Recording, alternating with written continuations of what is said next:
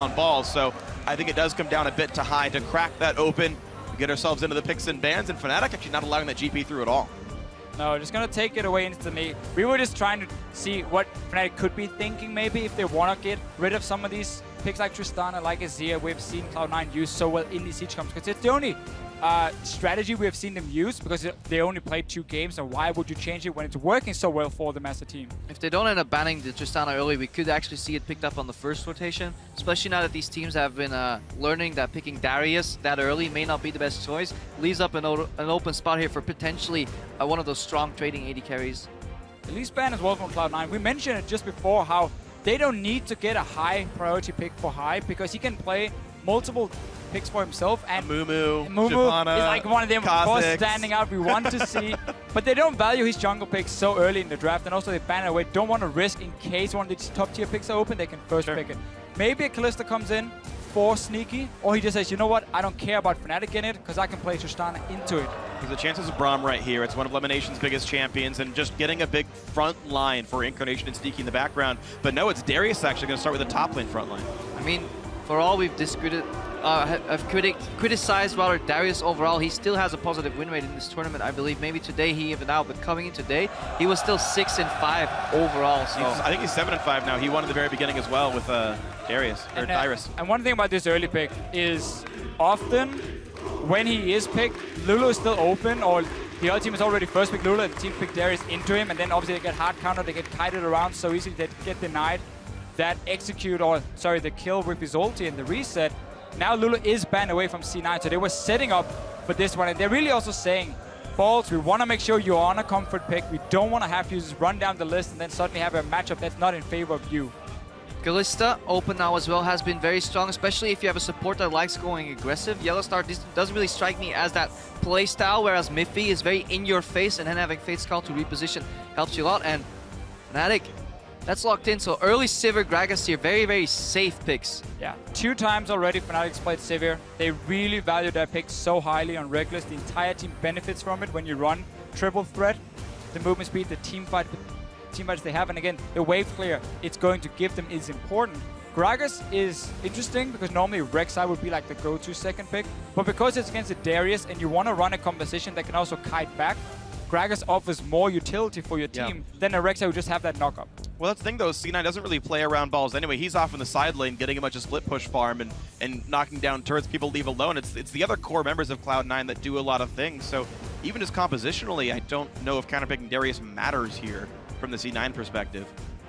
Yeah, that's definitely a good point. Their playstyle doesn't really revolve around him all that much. And even if he gets behind, he still has that peeling in teamfights, because this guy right there, Sneaky, is the one to watch, and looks to go with another Tristana. Interesting matchup with Sivir. Relatively easy spell shields, but Tristana doesn't get threatened that much, especially since Elimination. He really likes playing range supports or Braum. Both work well against Sivir. Either you poke her out or you just simply destroy the boomerang every time she throws it. There are things though I like about Sivir against Tristana, not necessarily the matchup itself, but more what happens outside of laning phase. Tristana is one of these AD carries who's good at taking down towers in the mid game, but her overall damage when she's sitting on just an Infinity Edge is not the greatest. She needs more items. Sivir is one of these AD carries that can always force plays on the map, who can fight early on because it's not about her damage, it's about the rest of the team as well. So Fnatic might look to really speed up the game in the mid game and say, C9, if you ever group to siege, we will hard engage with Gragas flashing in, another reason for him being picked and not the Rek'Sai, and of course the Sivir ulti. And again, you can always just play support for a carry for top lane Huni. They know it's going to be Darius up there. They can take their time to figure out what they want Huni to play. And Fnatic are actually going to leave. It'll be surprising if they don't pick top lane here. Top lane for last. I would not want to play Yasuo. No, it is a flex pick. It is a flex pick. But yeah, since Fig just mentioned, that matchup is absolutely brutal. The wind wall has absolutely no use, and that's why Yasuo actually wins a lot of those matchups. So technically, this is mid Yasuo being already locked in. But again, it's Fnatic saying, hey, C9, you've been running siege compositions. Here's some hard engage. Here's a guy who can instantly get onto your backline and chain that CC. It is some hard engage, but at the same time, it has 0 wave clear. All it can do is block some projectiles once they're at the tower. So if Fnatic find themselves out-rotated at any point, that middle lane tower is going to drop, and it's going to drop quick. I want to see if Incarnation is going to play the Azir. Now the Vega was banned away, and he looked good on it yesterday against Rook. He only had that one moment where he got solo kill, but that was about it. He was out farming by like 40 CS or something and always poking down the tower. But it's again, it's the siege composition for C9. No surprise, elimination of the Black Shield is going to be key as well. Yeah, I love the Morgana pick against Yasuo compositions, especially now that Alistar's W has slowed down a little bit and it becomes relatively predictable. Clutch Black Shield can change the entire scope of a team fight because Alistar will very often flash in for the combo. Yasuo expects it to hit. And Black Shield could even be used against Gragas barrel. Body time, so much outplay potential there on elimination. I wonder how much magic damage Fnatic has. Can they break the Black Shield, or are they, you know, forced to succumb to the fact that nothing's going to happen? Now, from what I've seen of Elimination's games, though, his actual reflexes on Black Shields have been a bit slow. I think we're going to see multiple. We'll see some he'll hit. We'll see some that he's going to miss this game. Sure. I wonder if Fnatic, if they have an AP top lane in mind against this Darius. Ryze could be potential, but it's just way too slow, really. Unless they move Yasuo top and take an AP mid lane with wave clear. We saw the Heimerdinger hover. Wow. But we'll get back to the hover later. Orianna locked in. So one thing about this Yasuo into Darius matchup is, one of the things we always look at is who can close the gap on him when he swings the big axe. Yep. It's very easy then for Yasuo to dance around minions and get close to him and get these small fights where the damage from the Q is of course reduced from the Darius, but Yasuo has to be so careful he doesn't get caught out. In top lane matchups, you always have to rate the 2v2 as well, so that can snowball it forward. If Reignover can successfully gank for Huni, then he can start maybe snowballing and playing around with that mobility. If at any point, though, Huni dies and he falls behind against Darius, he's going to have an incredibly hard time in that lane. But again, they're looking at balls and they're saying, you have been the weakling of this team. You are not the focus of this team. We can take this matchup and then take it into these team fights where if we look at the amount of knock-ups, Alistar is there, Shockwave is there, we have Gragas coming in. So many ways of chaining that CC and getting the knock-up to the backline, and enough hard engage from Fnatic to say, once you start grouping on the side of C9, we are going to engage. It's not like HQ had no way of starting fights or the Mountain on a Rengar trying to engage. That's not going to happen here for Fnatic. This is going to be really interesting. I want to see how well that top lane matchup goes, because in my mind, it looks so brutal, but Huni can maybe do it here. You guys at home join into the conversation. Hop on Twitter and tell us who will rise by the end of the hashtag C9win or hashtag FNC win to @LOL Esports. We'll be checking in throughout this game to see how that one goes. One thing we haven't talked about is, yes, Huni can use his E to dash out of the creeps. He can also dash on top of Darius and greatly reduce that damage from that spinning blade. Well, as we get ourselves onto the Rift, here we go. Who's going to be in first place at the end of the day in this group? It's going to be either Cloud9 or Cloud9 and Fnatic together. Otherwise, FNC falls to that tie for second at 1 and 2 in the record here. We move in with Fnatic actually camping a brush. You see this so often. When they're expecting the other team to invade in on topside jungle to get all these early wards for the lane swap, you just hide. Reignover might be baiting and trying to show, hey, look guys, we're doing just a standard 5-man cover all the way down. I'm all here, I'm all alone. But this play, we've seen it multiple times already, to the point where if you see the jungle, you can expect that stack almost. So that seems like a very standard play. I haven't seen the blue side mirror this at all at any given point, so it seems only red team wants to do that. Lamination, confident. So again, they're only seeing Reignover. They think for now, or at least what Fnatic wants them to think, is just, it's only one guy standing there. They're gonna check smart behind. That's big. And they, you know, okay, Alistar's not supposed to be there when this kind of invades, so they don't get deeper wards than this. And now this level 1 for Fnatic somewhat backfired because they didn't get to mirror what C9 just did. There's 0 wards in that jungle because Fnatic were all stuck there trying to set a trap. It is up to Fnatic right now to at least secure 2 quadrants of their jungle. We've seen HQ fail at this before, where they basically got essentially tree buffed, or the convention, or the similar thing that happens right now, where you just lose so many jungle camps in a matchup and you play behind in tempo. But look here for C9. Because they're starting in their own jungle on the top side, Fnatic can do the same near their own blue buff here. So no invades yet, but sneak elimination. They're moving in. Fnatic are going to do the same on top side. These guys get spotted by a ward, but it looks like it's going to be enough to force Gragas and Yasuo to run away. So elimination is being a little bit aggressive. Makes it a bit of a slow start. So important thing about this ward is it means Fnatic could move away from blue buff and then try and sneak the wolf camp without being stopped. C9 though are going to check it. They see it happen. Fnatic gets that one and then back away. Same thing happening for C9 though. Completely mirrored with the two teams. And Yellowstar going to be harassing what he can. Hopefully they don't give him the ability to steal. That's not going to happen here. Ball's going to get level 2 off this. Difference though is C9 is getting 2 camps at that side and got zone off the blue buff. They may return. Fnatic had to only do 1 camp and move away, so C9 get potentially more experience if they can continuously keep on farming. And of course both teams ending with 4 members on the strong side of the map for them, where the AD carries are standing as well. Fast push happening on top side. Should expect exactly the same for C9 on the bottom side. And then, look here, they've already sent back balls and elimination. They do this very, very often. 2 guys going to the vent, but the problem is, 2 guys is not enough. 4 members can easily dive 2, or even just zone them off the tower. You see, Fnatic is already moving down with 3 guys, and Rainover is coming, so this should not work for C9. Yeah, just like yesterday, when Lee Sin or when Hai's on the other side of the map, that's when Balls needs him in the top lane. Again, he's not there to defend, and they will get zoned off. Very, very lazy almost lane swap for C9 in the sense you just send 2 guys late first of all, and then your junglers on the opposite side. Right now, Huni could technically TP down to the bottom side and just take up that entire wave, but he's a little bit afraid of where Hai might be in Lee Sin. And he probably also wants to stay on his top side and get the tower goal and then bounce the wave back. Alright, looks like Sneaky's gonna be solo pushing this turret down. Did get it down to half, and even still on both these waves right now, just to keep track and do some bookkeeping. All the waves are getting lost, but this will be the first turret kill very easily. Yeah, we've seen similar things play out over in Europe when Giants, for example, would try to defend against this European lane style, even with 3 members, and very often they would get zoned off and lose so much. So right now, Fnatic playing it out perfect. Bounce again here for Huni, so the wave will freeze. He won't be zone off experience, and he can do with that wave whatever he wants. And a key thing is that Reckless, if you notice, he stays close enough to get gold, so he gets enough for a pickaxe when he goes back. The difference normally would be you give all to the AD carry, all to your top laner, and your AD carry only gets the average blade, and he's a lot weaker then compared to now with the pickaxe. Sneaky though, as always, gets solo experience and farm in these lane swaps, so he's going to be stronger than a level 2 Sivir, and C9 has to use it. And this is the funny thing though, is this is one thing that Cloud9 is so good at, is their actual pre-match, like 1v0 preparation. They've essentially timed how long it takes Fnatic to kill this, and they were able to solo push, but elimination already on the wrong spot here. Yellowstar and Huni both going for the fight, then Naga comes through, and a level 1 Morgana forced to flash away. Maybe they didn't quite expect that, but Tristana is far ahead of the Sivir when that matchup finally does play out. Oh, they're going for Reckless down bottom lane. Spell shield used on the rocket jump. TP in for Balls, and Reckless has basically nowhere to go. Somebody he'll pop, but Sneaky's gonna be fine. He gets away from the pull, has to flash to deal damage, and Reckless gets out. Huni TP's in, and he's on the chase. He's got the knock-up available. Elimination still running around, he's trying to execute. Oh, the flash! Femin's gonna get it! First blood goes to Femin from Fnatic.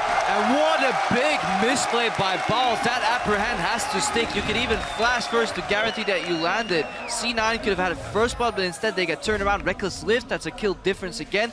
And they drop first blood here. Hai. Reckless though needs to know that more people can be on the bottom side, because we haven't seen Hai yet so far in this match. He only showed very, very quickly and then walked back into the jungle and hit himself. And that was good by Hai. He dropped that ward knowing the AD carry may go pathing into the lane. Balls teleported, but the play backfired due to poor execution. The Balls gets a freeze now. Based on how everything that happened, that we've now got a lane freeze set up for this top laner, he can immediately catch up with Huni's money. And with the fact that Reckless had to go back to base and has to hide, he's getting behind. But very important for both teams. First of all, you just said it. Balls, he gets the big wave here. He catches up then. Reckless is also getting some minions on the bottom side, but he's sharing it with Yellowstar, so he's still going to be behind in experience. And overall, C9, as long as Balls can get this entire wave, which he's sitting with now, should have an experience advantage after the lane swap. It's actually very interesting to see, because if that initial screw up didn't happen, C9 could have been vastly ahead of Fnatic here. Yeah.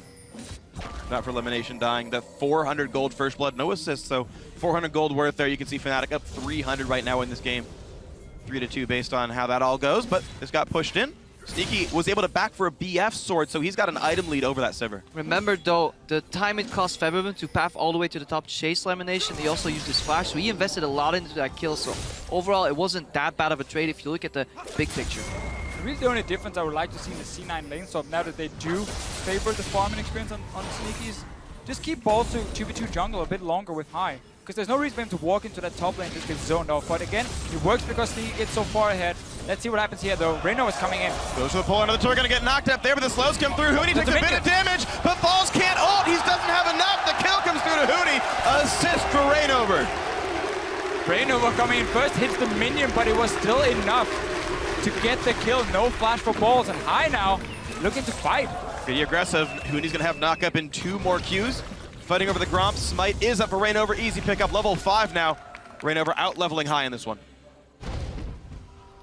Big turnarounds happening here. We see so many small things with TP down behind someone if he overextends. Elimination got chased around, and now here the 1v2 against Balls with no flash was enough to give another kill for Fnatic. Cloud9 keep this up though. They may be about to do their signature move. They just pushed in bottom. Febiven has to base in the mid lane. This could be a little bit of damage on that mid lane tower.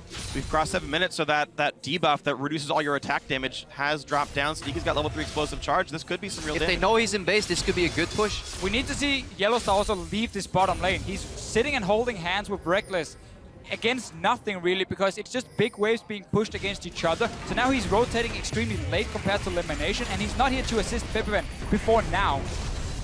Well, gets it down to half, but the wave clear is good enough. Febiven gets back in the lane. All is well. This is something we've seen Cloud9 do every single game so far. Push up with Sneaky in a push and experience advantage, rotate mid, find an opening, whether there's no wave clear there, the wave clear is in base, and somehow they managed to do it again, even against a team that generally prepares so well for their opponents. And I almost think C9 is happy that teams ban Veigar and not the Azir for Incarnation, because when you play Azir with this Nash's Tooth build, the way you can instant shove waves in the early game so quickly means this rotation is even more effective with Tristana, and they keep using it now. Falls at 6, Huni's only 5, there's going to be so much damage available. The Q lands on the blade! That's the easy kill, dunk not required! First kill of the game for Cloud9. Yeah, your wind wall means nothing here at all. Maybe a Sonic Wave, but so much damage on Balls, and somehow, even though we keep talking about how he gets put behind, that massive freeze that we pointed out earlier, that propelled Balls forward, and then a good gank from high. That was what Cloud9 was famous for back in Season 3 when Meteos and Balls played together. Balls would always find a way to push the wave on level 6, have the momentary XP advantage, and dive the turret with the jungler. Textbook, Raynor didn't see it coming. And more importantly, how is Huni going to continue playing? Yesterday, when he made a mistake, he tried to make up for it too quickly and kept on adding to the mistake pile. Instant teleport to match it out. Now he's down 20 CS.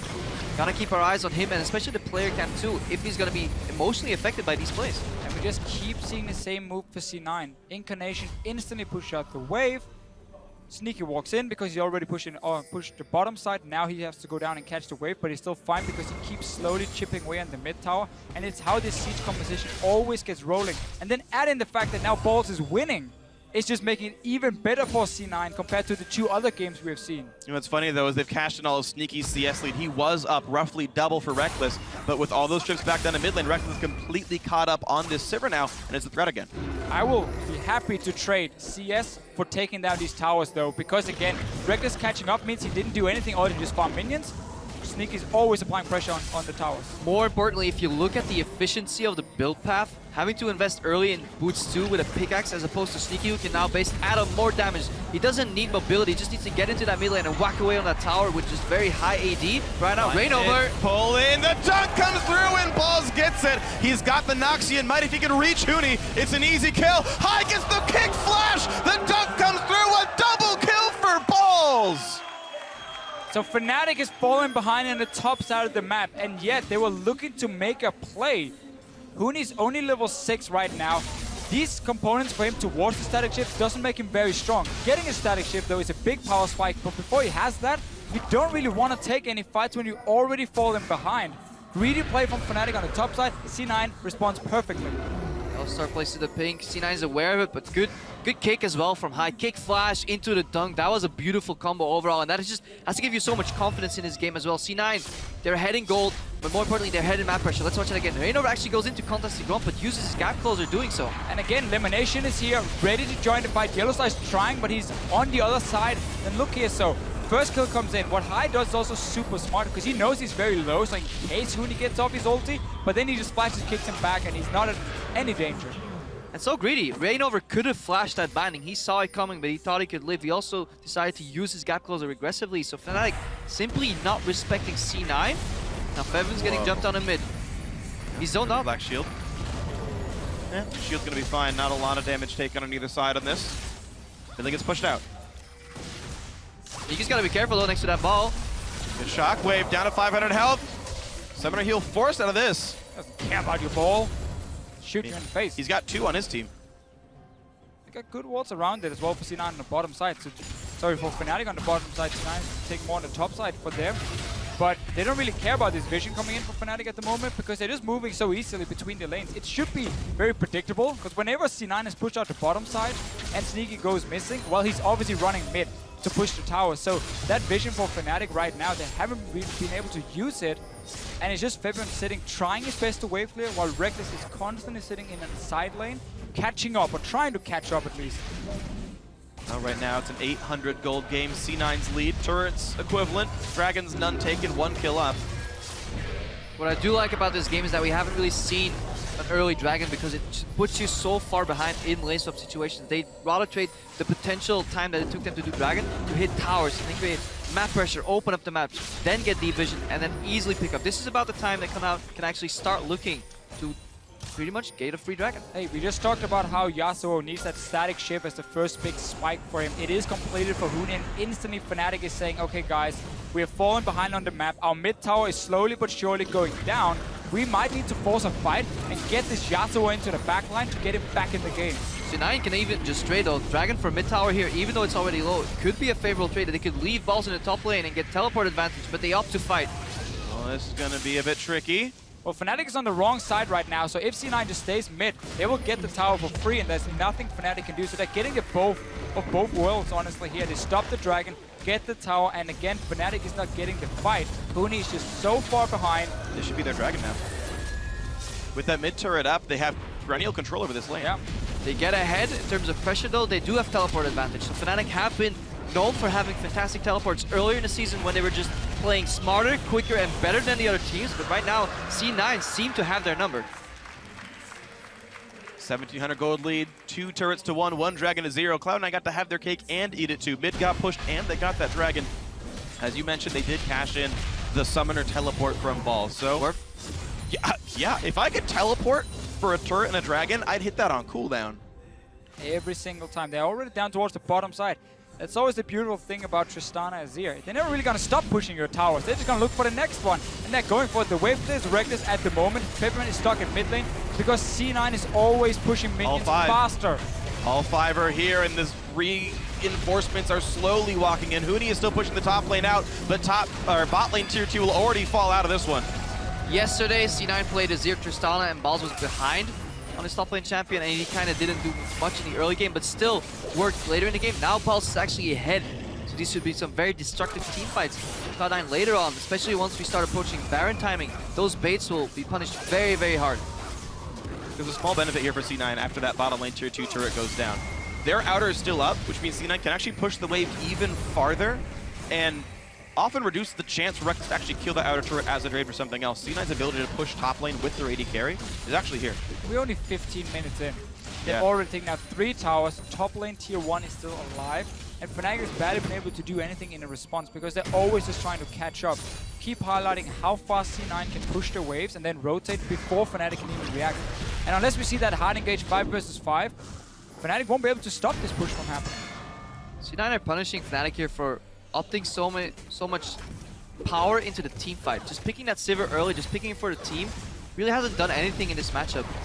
Sacrifice some farm to get Huni ahead. Huni then misplayed Garkar. How does Fnatic really answer this? They need to force a favorable team fight with a good shockwave somewhere, but I don't think C9 will let that happen. I think you have to sacrifice your top tower and just hard engage in these 3 guys down the bottom side with teleport. TP advantage. And just try and get that fight and the tower. He's TPing in now behind them, so they're going for it. Flash engage comes in, Black Shield onto Sneaky. High can disengage someone with the kick, flashes in, and binds on different people. High's the first kill though, goes to Reckless. Huni's on the chase, Sneaky has to flash away. A 1-for-0 so far for Fnatic. Top lane outer should be going down, but the flash engage, holy cow! Huni gets it by himself. And that was the play to make for Fnatic because you're just slowly losing, but you had that TP advantage you guys highlighted earlier. Yes, the tower will go down, but you get the bot tower as well, and 2 kills. Yellow Star, though, for some reason, just died. In the wrong spot, didn't pop his ulti. Again, this is similar to yesterday. C9 was making a losing play, but then somehow Incarnation shows up and gets 2 kills. Right now, he's zoning up 3 members, keeping 4 of them busy. Balls is walking away at the top tower.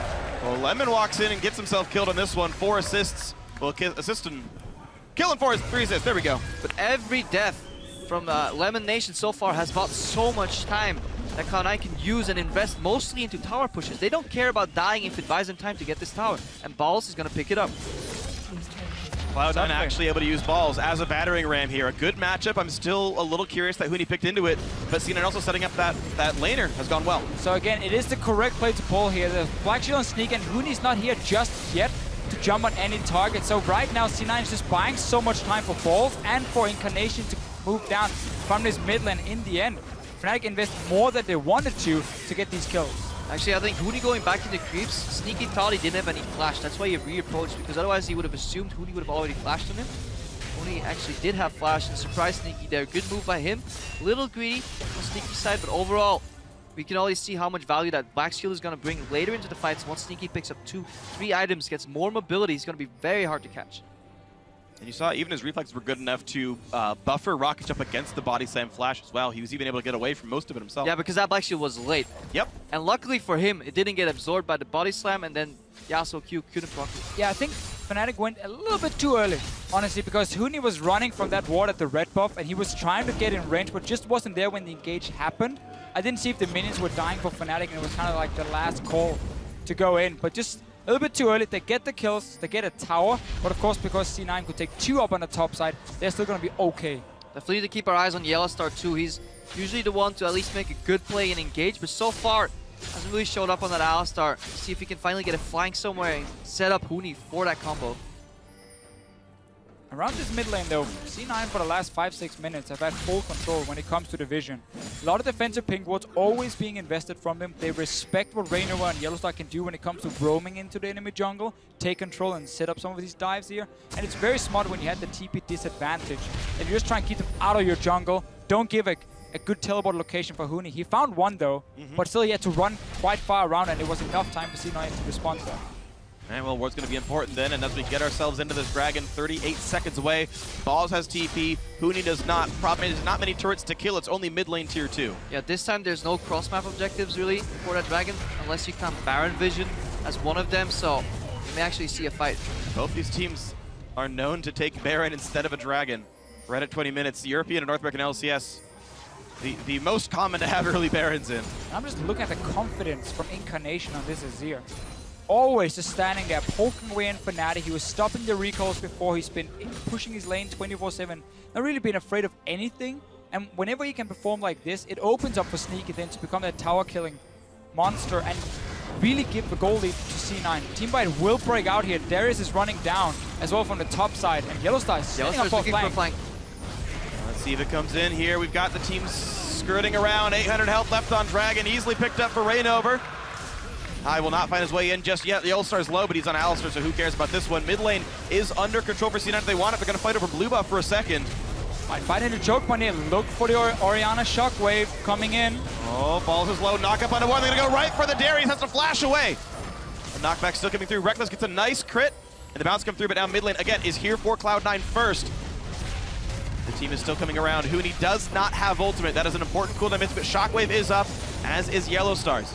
And again, we see the value of that Black Shield Yellowstar flank got completely negated, and then it didn't chain combo Balls down there. Balls could have and would, or should have died rather, in that combo, but he managed to flash out in between the knockups. So, slightly misplay there from Fnatic. And again, they left their mid lane open.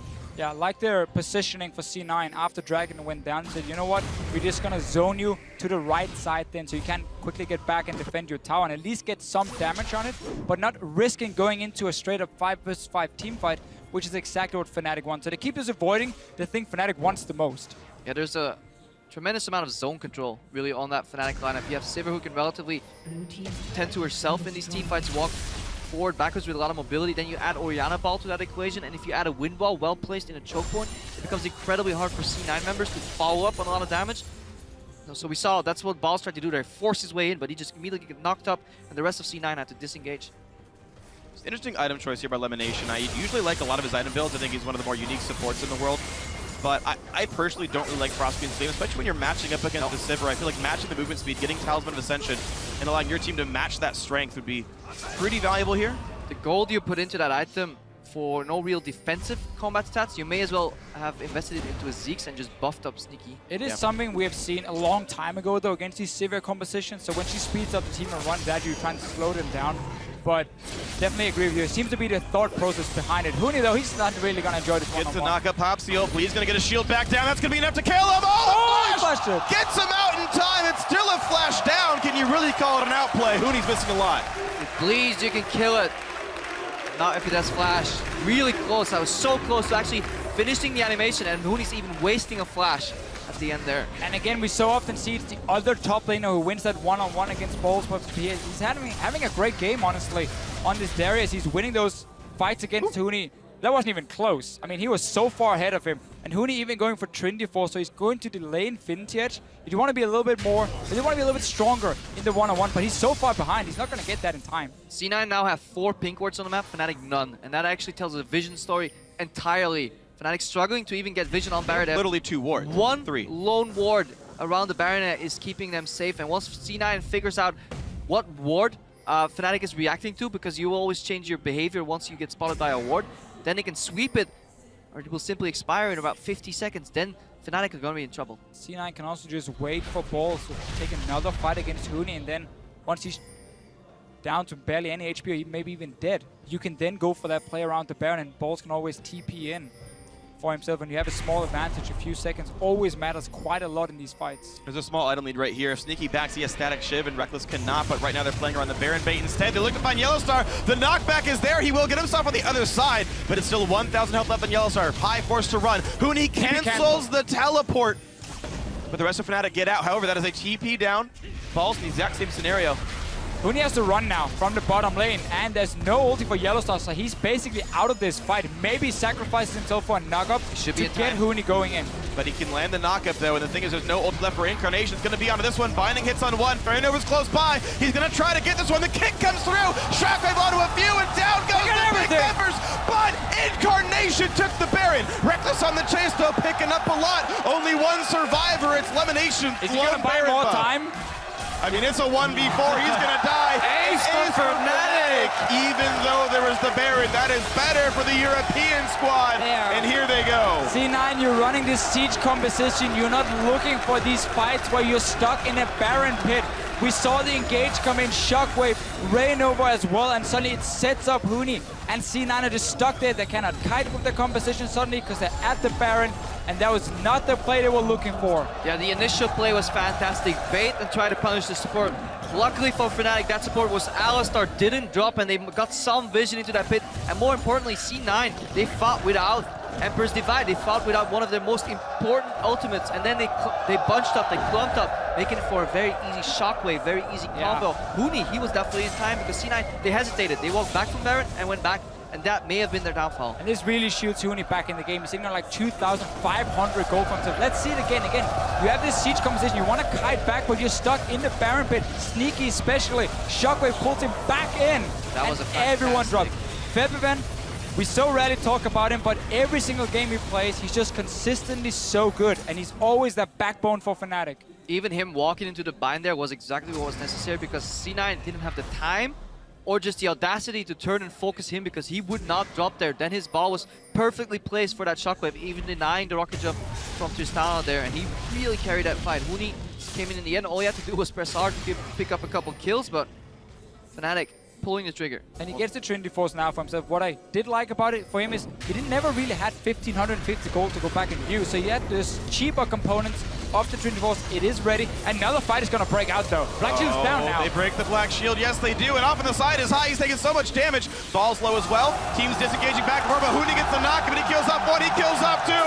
Fnatic completely in control here of a 1,000 gold lead. They grow it to 2, and they grow for Dragon number 2. Huni Houdini makes Lamination, and Balls disappear instantly. So far behind in the early game, but this time Fnatic can get him back into the game, and now we can start carrying.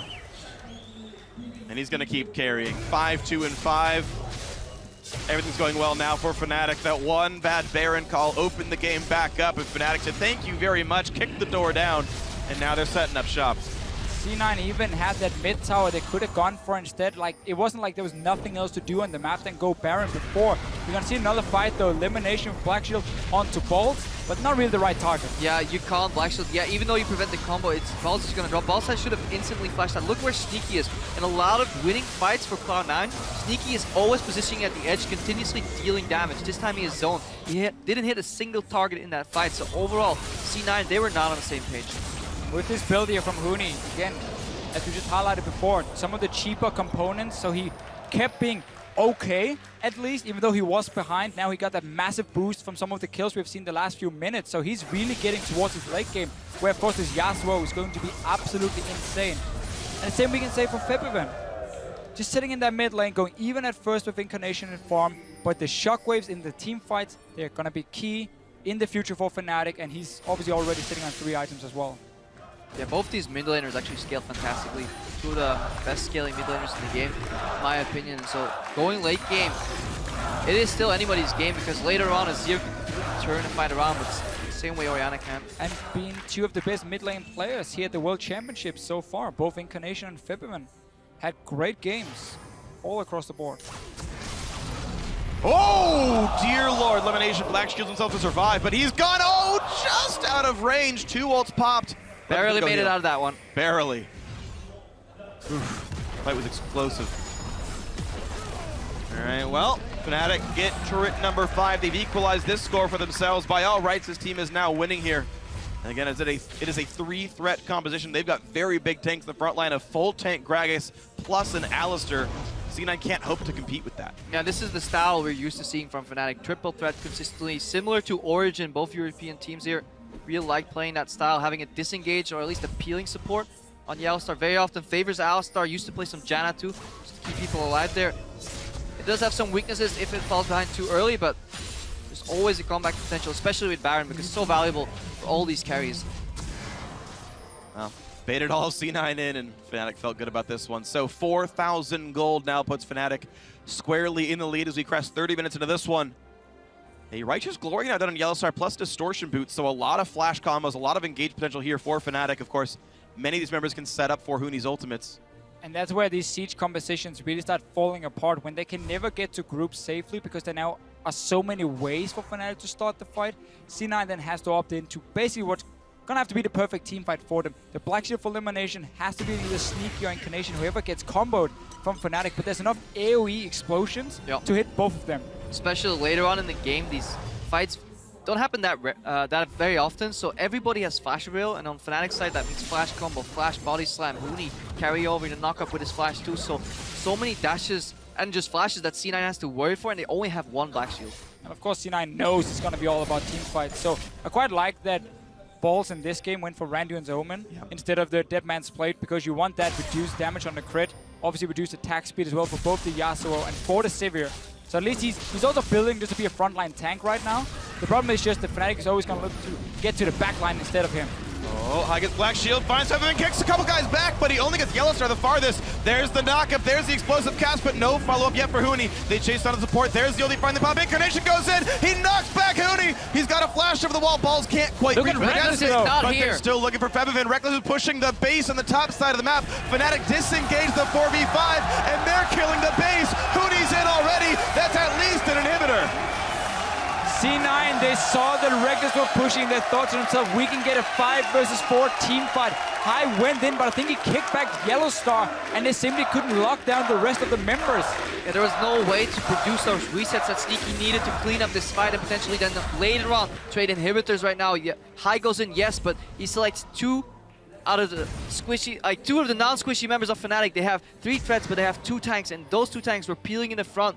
Nobody was defending Febiven, even though he was out of mana at all. They walk backwards, teleport up, take a free inhibitor, and now Fnatic can easily control the game. Let's see, Baron has spawned, and C9 is already here trying to clear away the vision from Fnatic, but they spotted at the same time, so they're gonna be here ready to fight. Not a lot of flashes though on their Huni side. has a flank though, look at the top left. Damage, 3,000 health, here comes the team, massive knockup, oh dear lord! That's gonna be brutal, blue team does pick up the Baron, the kills are trading, Balls does so much damage, a spell shield from Reckless, he gets crit, here goes Sneaky, the ult is not quite Incarnation gets it, 2 deaths versus 3, Cloud9 come out ahead. That was a fantastic combo, going in, shooting his enemy into his mid lane to produce a reset to then get out of fight. That was an incredibly ballsy play.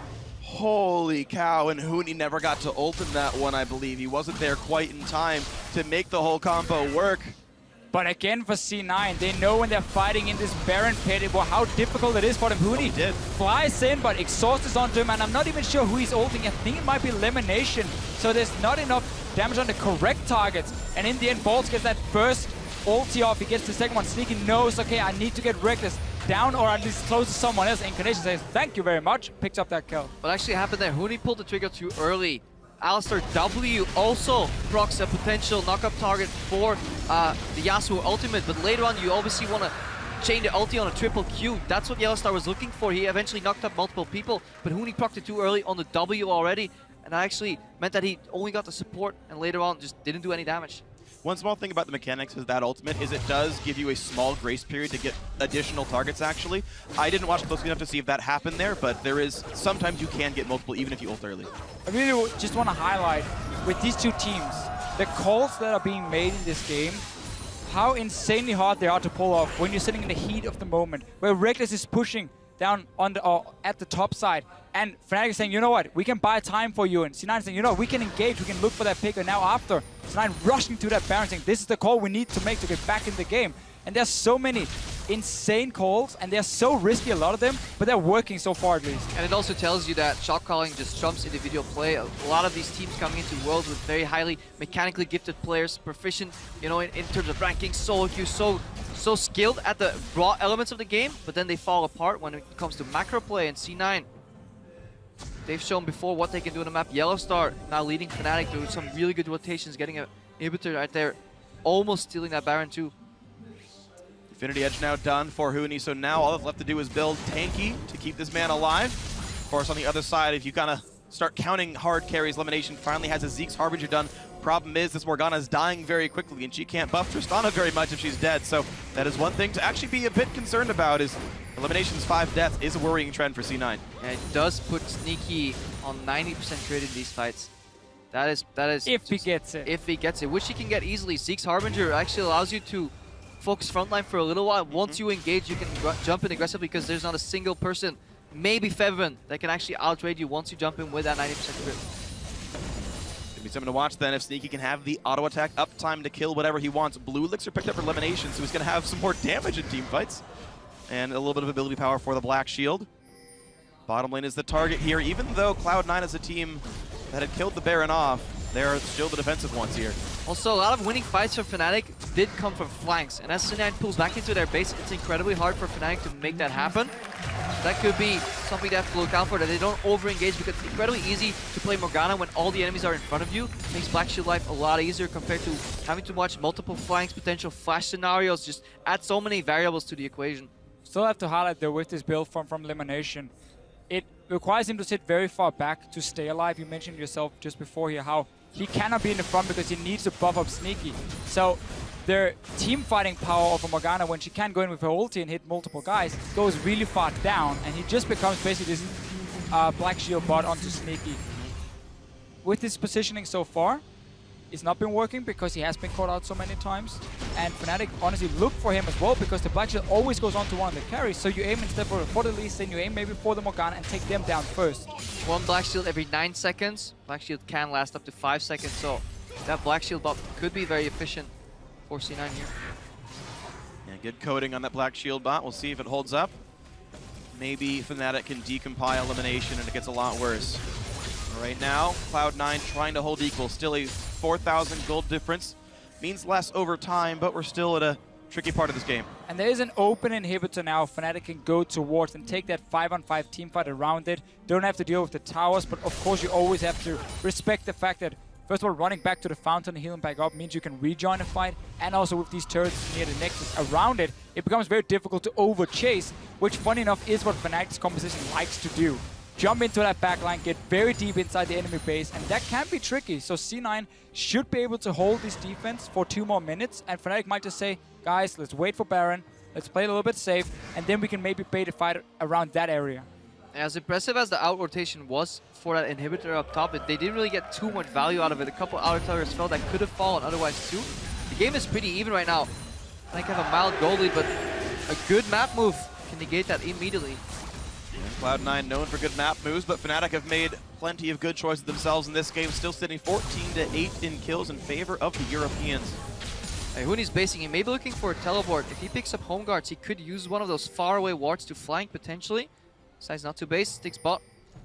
Fnatic doesn't want that very predictable engage, so he needs to probably sneak behind. Again though, for Fnatic, you can just wait for that Baron.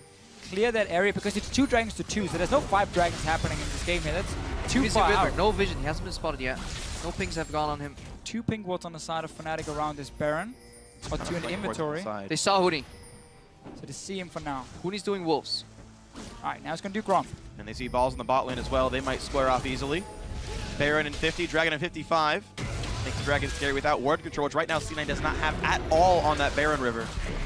Their site stoke's nearly empty. Only Lemonation has a ward at all. C9 just trying to push Fnatic back so they can move into the Baron area themselves and clear away these pink wards just placed. So you have this fight where Fnatic is trying to avoid them moving in there, but because of Incarnation and his long-range poke, it's enough for C9 to get at least the first pink ward, but still a very, very close battle between the teams. Huni's sitting on 2,000 gold, which means he actually wants to base and shop. Get an item, perhaps upgrade his boots into home guards, but this does give a favorable wave here for Cloud9 on the bot lane. That's what split pushing is all about. When neither team can really make a mark or dent in the mid lane, it does become all about watching that side lane. And there is a dent to be made in that side lane. Of course, Balls has so much armor now with a Thornmail. Huni can't really get through him, so that's an unequitable lane there. C9 get that one pushed in as well. Always something to keep in mind. He really has to land that ulti for that armor plan, and even then, it's going to be incredibly hard. Yeah, he's going to save it for the big team fights. Going 1v1 this late in the game has no value really for both these top laners. Balls is he has the big tank in the front line. Huni's he has the assassin who wants to get the back line. If these fights go long, Huni can get multiple ultis off. His ulti is already down to 30 seconds cooldown. Needs to be careful though, dashing in forward, because Incarnation, again, he's always standing far up, always ready. He has a barrier as his only defense really. And then of course he trusts Elimination to give him the black shield in case he's too far forward. Elimination is actually starting to out-earn Yellowstar money-wise, even though Yellow's got 3 more assists there. Just a better gold generation item, honestly. Organa gets a ton of money, and that can matter, getting your next big item in. Yeah, mid-game, nobody waits to give you those relic stacks. That time is long, long gone. Even fighting against his own turret, and look at that, Sneaky was able to solo the Dragon. Bot lane was still pushed out, C9 controlled mid. Both sideways pushing for C9 too. They have that turret behind them for safety. Now they're sieging mid, so they're using triple pressure on all the lanes. Oh, be careful! Here's the jump in. It's a 2-man ult. He catches balls. Sneaky is out. There's a turret alive, though. They gotta be careful. A big knockback, and that's the kill into Morgana. Azir goes down as well, but the dunks are coming through. A double kill for Balls. A triple kill for Balls. Holy cow! C9 goes to get Pentakill for Balls. Holy cow! That's why he's been picking Darius. Cloud9 have 3 members alive. And what an aggressive use of flash ulti there for Incarnation. He knew he would drop in the fight, but he would generate so much damage for resets on both Sneaky and Balls. And it means they might win the game right now. Look at the respawn timers. 30 seconds. Would you believe it? This is the group where 3 teams could have taken first place, but it's Cloud9 who did it. The 4th that no one counted in. The 7th place North American LCS team. The Cinderella story is still alive. They are undefeated in the World Championship, and Cloud9 are 3-0. If you told me that C9 would get a pentakill, I would say, okay, it's Incarnation or Sneaky. But Balls. But Balls gets it. He had a great game. He didn't fall behind early because he got that massive wave in the top lane. And then in this last team fight, Fnatic even jumped him. Huni ulted onto Balls, the big tank. But then we see the power of Darius. Once he gets rolling in those fights, he gets the first kill, second kill, third kill, fourth. And then the pentakill in the end. C9 finally feel like a team again. In the way they play around the map, in the way they play out the game, and more importantly, in these team fights. Sneaky, he jumped in knowing he could die, but he relied on Incarnation to finish somebody off to give him the reset. Right now, Incarnation went in aggressively, possibly trading his life, but in doing so, he generates the setup for Balls to get a pentakill. And if